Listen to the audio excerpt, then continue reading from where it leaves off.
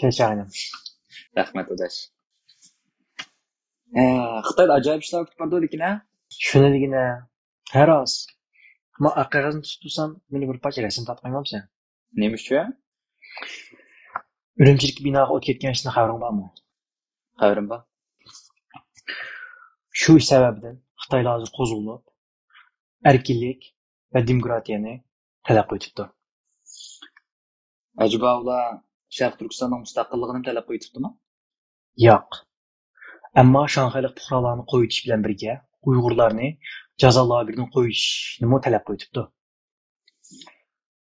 Qara qarindishim. Bizning nishonimiz faqatlam Uyg'urlarni jazo lageridan qutuldirib chiqish emas. Balki Sharq Turkistonning mustaqilligi. Uyg'urlarning tutilishi va qirilishi faqat va faqat Sharq Turkistonning Xitoy tarafidan besilganligi uchun.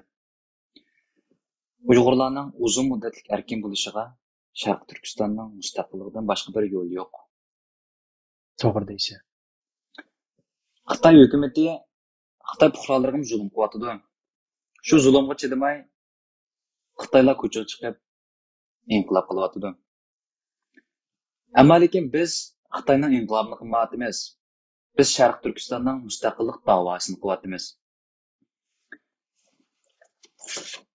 Men ko'k qog'ozni tutgan.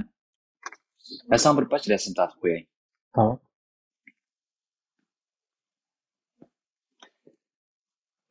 Bu ko'k qog'oz Sharq Turkistonning ko'k bayrog'iga, Sharq Turkistonning mustaqilligini qaytarib elishiga va sanga o'xshash nishondan qiyib ketgan qarindoshlarimizdan qaytib kelishiga vakillik qiladi. To'g'ri deysiz og'ayni.